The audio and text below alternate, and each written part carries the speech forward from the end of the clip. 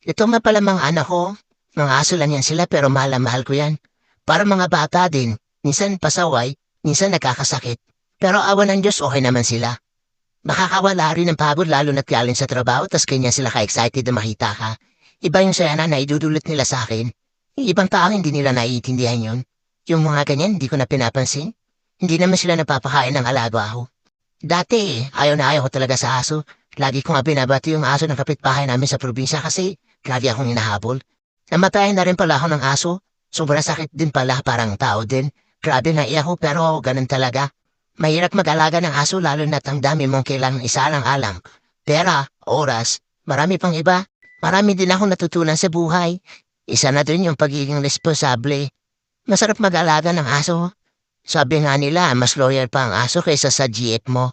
Kasi kahit wala na kayong makain, hindi ka iiwan yan.